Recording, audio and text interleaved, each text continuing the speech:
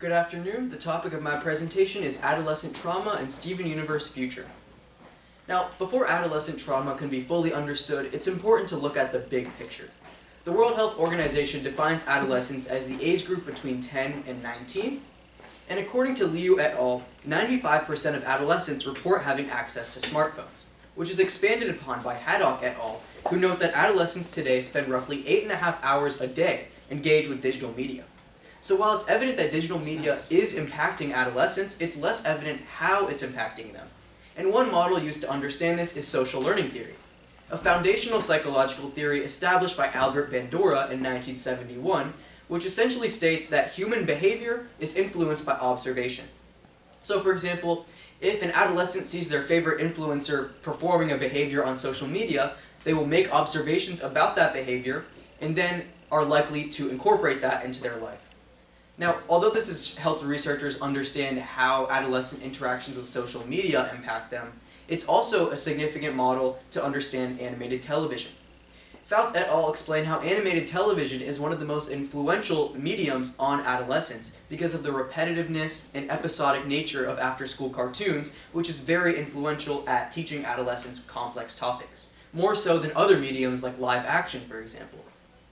Now, researchers are inherently disagreeing on whether or not animated television is a positive or negative force, with proponents of animated television highlighting how it is a conducive model for adolescent learning. Now, tying this back in with social learning theory, if an animated television series portrays a positive behavior, adolescents will then pick up on that behavior and incorporate it into their lives, which connects with Fouts et al.'s discussion of how adolescents respond more strongly to animated television. Similarly, Fan et al. Found a correlation between animated television consumption and heightened literacy and executive function, which indicates there's definitely a connection between animated television and learning. But on the other hand, opponents of animated television acknowledge that there are some benefits, but point out that the detriments actually outweigh these. Now, Liu et al. Noticed that many adolescents watch animated television during hours when they should be sleeping, and therefore perform poorly in school and have a correlated lower standardized test score average. Similarly, McLaughlin et al. Noticed that adolescents who watch a lot of animated television are more prone to mental health issues, like depression, anxiety, or even suicidal thoughts. But one struggle that McLaughlin et al. Highlights especially is adolescent trauma. Now, adolescents are actually the most susceptible age group to trauma because of the cognitive development that they're undergoing. And the Substance Abuse and Mental Health Services Administration defines trauma as a two-pronged issue.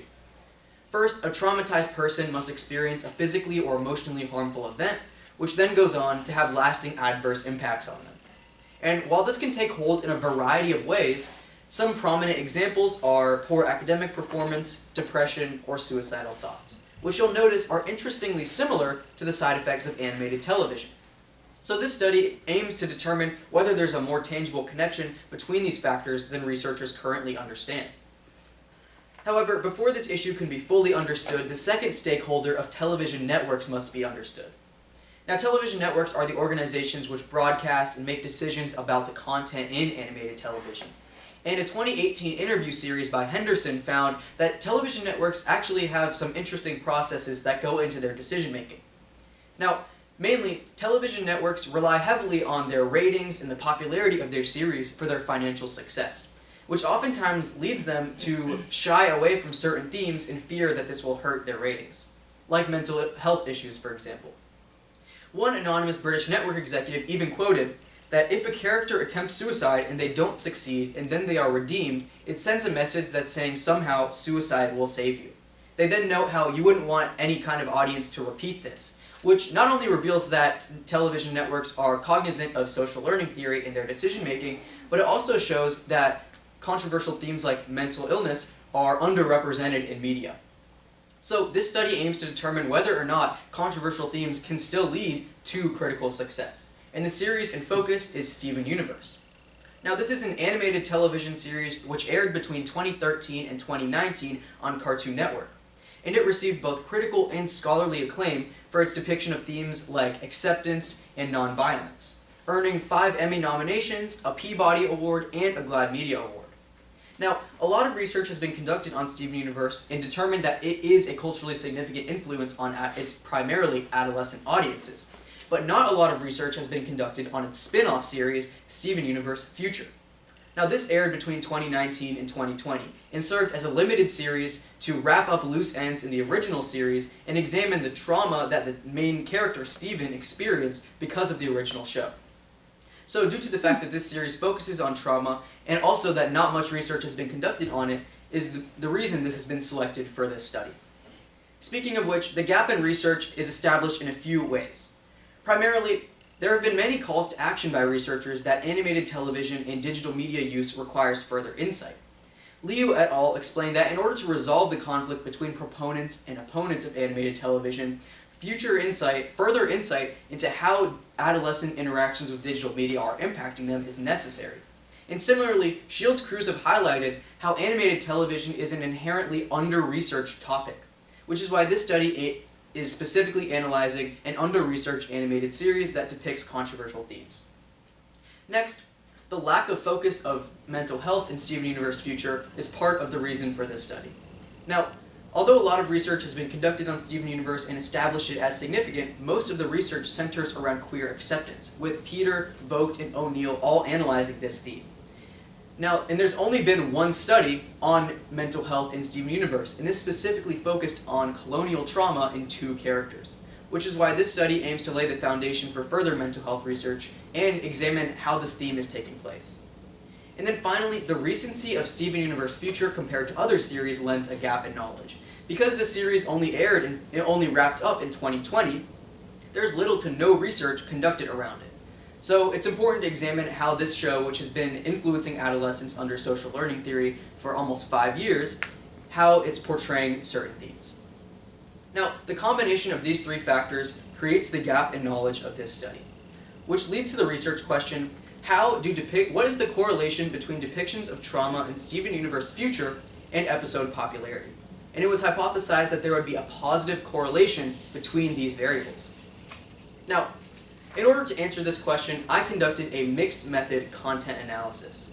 And I decided that this was the most effective method because not only does it alleviate the subjectivity of a solely qualitative analysis, but it also produces quantitative results that the stakeholder of television networks could find useful in decision making.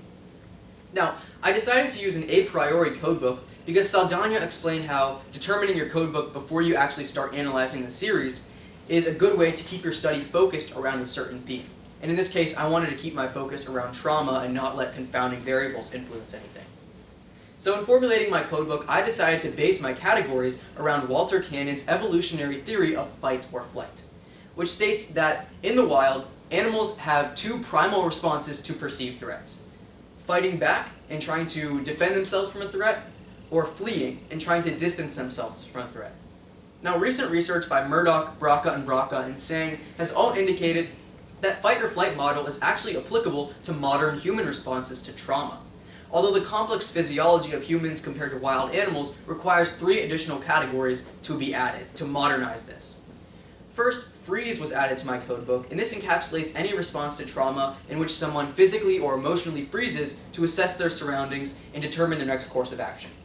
Next, I added fright to the codebook, which encapsulates any response that occurs after all other options have been attempted, so someone has tried freeze, flight, and fight, and they have no choice but to remain perfectly still in a state of tonic immobility. And Braca noticed that this complex response usually takes place in victims of rape. And then finally, I added flow to the codebook, and this encapsulates any positive response to trauma which works towards recovery. So that could be anything from going to therapy to doing breathing exercises. And I deemed that this was a very important addition to my codebook because of the fact that not only is a flow response one of the most desirable traits for adolescents to mimic under social learning theory, but it also is the only positive response on this list, with freeze, flight, fight, and fright all being negative responses at their core. So after I reorganized the codebook such that the codes were in the order they naturally occur in the real world, it was ready for statistical testing. In order to verify the reliability of my codebook and alleviate the limitations of the subjectivity of my study, I conducted inter-rater reliability testing. I brought 2 inter-raters in and had them code 3 short pre-selected clips from Steven Universe Future, selected such that each code would be present once. Then, I coded these same clips myself and compared our results through Krippendorf's alpha, which would determine how similar the results of our respective coding were, and therefore how reliable the codebook was. Now, Krippendorf asserts that a content analysis such as this study requires a minimum alpha of 0.667. And after 4 rounds of inter-rater reliability testing in which I tweaked my codebook to increase the reliability in each round, I achieved a passing alpha of 0.770.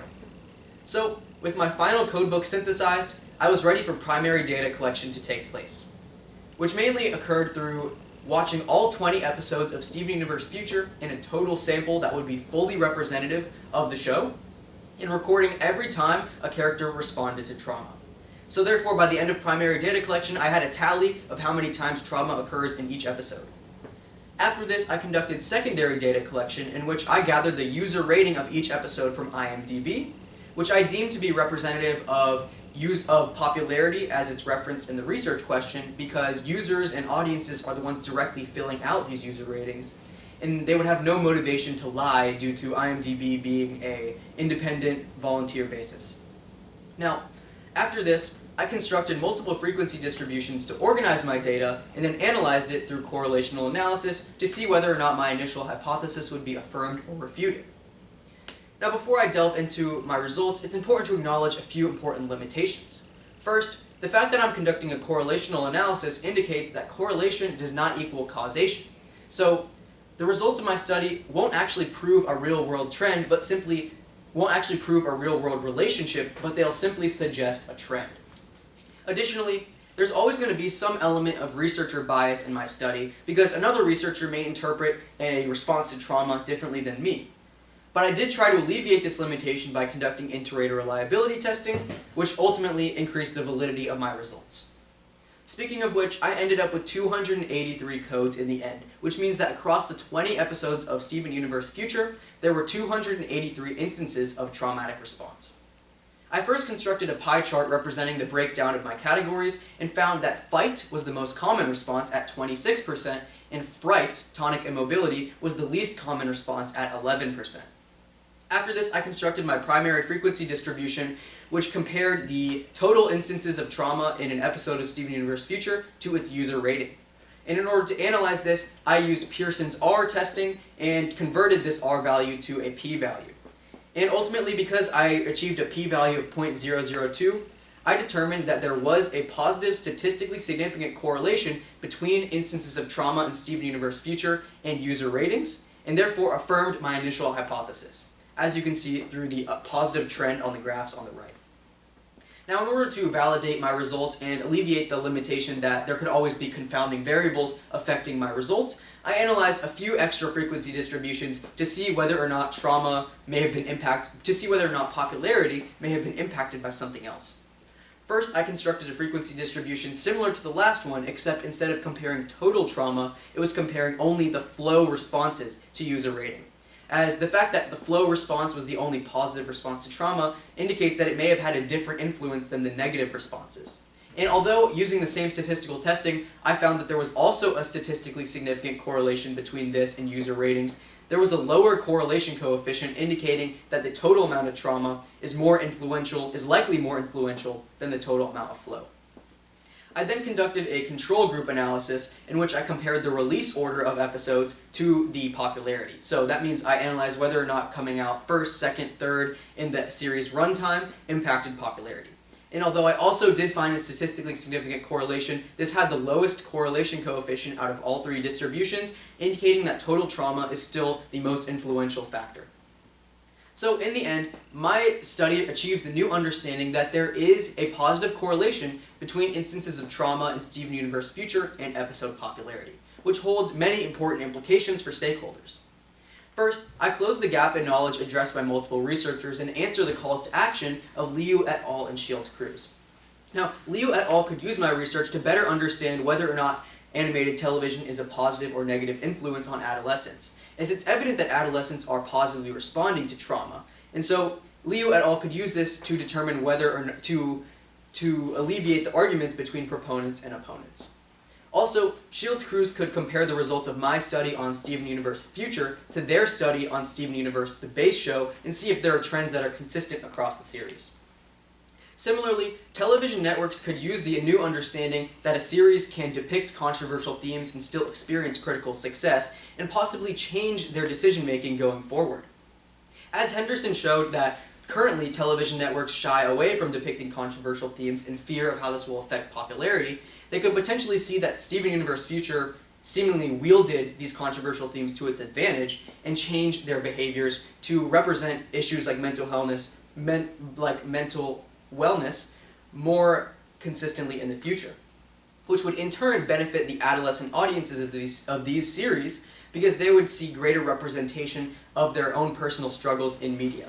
Now, McLaughlin established that adolescents are widely struggling with trauma, so seeing more representations of this in media would help them learn how to cope with this and apply social learning theory to change their behaviors.